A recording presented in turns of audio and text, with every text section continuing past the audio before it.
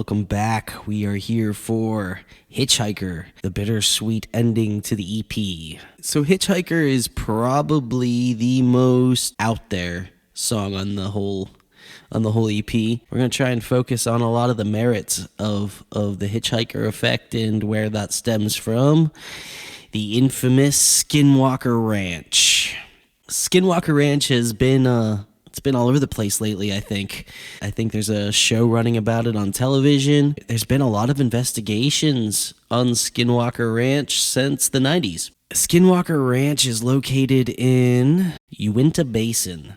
The Uinta Basin extends between Utah and into Colorado, and experiences exist all through the basin. It's not just Skinwalker Ranch, but Skinwalker Ranch just happens to be the place that got investigated. In 1996, Robert Bigelow, entrepreneur, very, very wealthy man, purchased the ranch, and he personally has a lot of interest in paranormal. He bought Skinwalker Ranch in 96, and whenever he purchased the ranch from the family, he claims that they were pretty terrified. They were all apparently sleeping in one room at this point, so afraid of different poltergeist activity. The biggest problem for them would be they were experiencing a lot of cattle mutilation. They were experiencing upwards of 20% of their cattle dying, mutilated, or going missing. So between the wild events and the dying business, they had to get out of there. Robert Bigelow purchased the property from them and started setting up an investigation of his own. So Robert Bigelow puts biochemist Dr. Colm Kelleher, in charge of the project at Skinwalker. Kelleher himself has had several experiences. One of his early experiences, as I remember him telling it, he was walking across the ranch at night, and he's seen above him a very bright, fast-moving object. The light was dead silent, and at one point, as he was watching it, the light took a very sharp 180-degree hairpin turn, and that quickly got his attention, because that should not be possible. On another occasion, Dr. Colm Kelleher says he witnessed a basketball-like object glowing in a pasture about 50 yards away from him. It was about 15 feet off the ground, and it also was making no sounds that he could notice. He said the whole experience lasted for about 3 to 5 seconds. Then it just vanished. He and the guy with him had a very high-powered flashlight with them. They said it actually had like these 20-pound batteries you'd haul around with you. But he said they lit up the whole field, and there was nothing to be seen. On several instances, and this is where it gets weird, they seen multiple cryptids. And when I say cryptids, I mean like creatures. Many of these creatures being wolf-like. There were some that were dinosaur-like. I remember Kelleher saying he's seen gargoyles. I mean, just all variety of creatures and cryptids have been seen on Skinwalker. They ultimately ended up, after having so many experiences at Skinwalker as an investigative team collecting data, they wrote a book called Hunt for the Skinwalker. In 2005, the book caught the attention of Dr.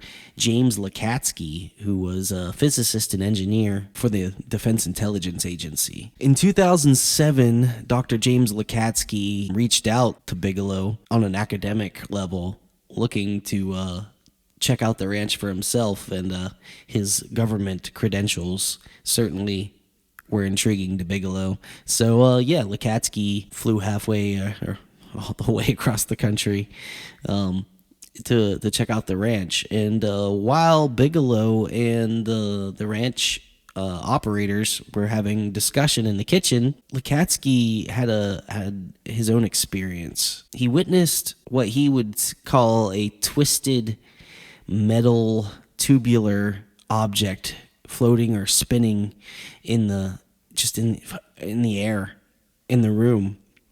It was shrouded in a yellow mist. He would later describe the appearance of the object kind of similar to the album cover of Tubular Bells. It's an old album. Lakatsky was seemingly the only one who witnessed this blatantly happening in the room, and he kept it to himself because he was very confused, and he was pretty put off. He didn't expect to have that sort of experience. It wasn't until the plane ride back, Bigelow, he prodded him and asked if he had any experiences. He had seemed, distant or off, and Lakatsky at that point told Bigelow what he had seen, and at that moment they kind of dreamt up the idea of doing a real government study of the ranch, and that's precisely what they did. They pulled in Nevada Senator Harry Reid. Reid would manage to sneak in a $22 million budget in the defense budget for the study of UAP. They created OSAP to do this, and they awarded contracts for any scientists that were willing or that felt poised to handle this sort of thing.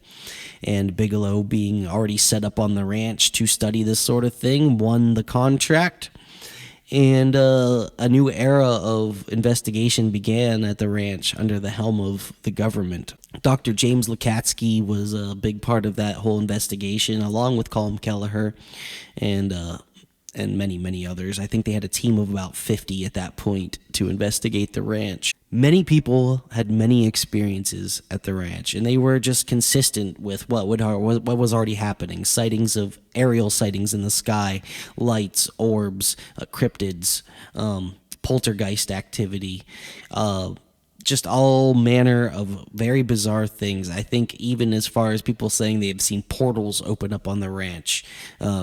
Just if you can think it, it's been dreamt up at Skinwalker. One of the pressing pieces of data that came out of the Skinwalker Ranch investigation was this unmistakable thing they deemed the Hitchhiker Effect. It seemed as though if you had an experience at the ranch, it could follow you back into your life whenever you went home. It wasn't just confined to the ranch.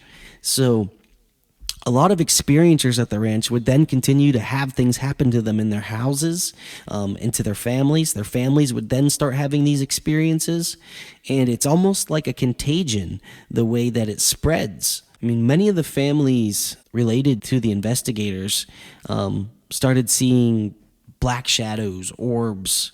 It wasn't uncommon to find that one member of the family would develop an autoimmune disease. One investigator, under the alias of Axelrod, he was part of the government investigation at this point. They had a very intense personal experience. The family of Axelrod then began having very intense experiences at home. His teen sons would see black shadows in their rooms or black objects in the hallways. Yeah, one of the kids could see dead people, which is just absolutely insane. They would see orbs.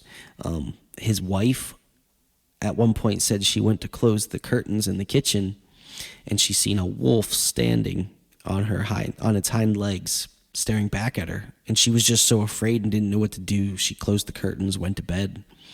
Next day, the teen sons said that they had seen the same creature standing at the edge of the woods, and it took off running, kicking up leaves as it ran away. And as they approached the area where they had seen it, they found claw marks in the trees. And this family, for 13 years now, plus, have experienced these types of activities. It hasn't gone away. The investigators, they gathered all sorts of anecdotal stories from everybody in the basin, and they heard everything. Even a couple of tribal policemen claimed that they had seen a couple of figures standing in trench coats smoking cigarettes at the gate, and they approached the figures only to see that they were wolves. In 2010, OSAP wrapped up its investigation of Skinwalker Ranch and delivered 11 separate databases, which were specific deliverables in their contract, to the Defense Intelligence Agency. This database contained numerous medical injury reports. One report that Kelleher shared was a report of a man camping in Georgia. and he had seen a black triangle UFO, very large, like 100 yards each side above him. And he tried to take a picture of it with his cell phone, and it was not a very good picture because it was black on black. So he goes to get his flashlight, and whenever he hits his flashlight on the object from its apex hits him with a beam of light, about a foot in diameter, intense blue light, and it blinds him. He falls to his knees and crouches, covers his eyes, and he feels himself being burnt a little. Eventually, it all just vanishes. He himself crawls into the tent, goes to sleep. Wakes up the next day with a horrible headache.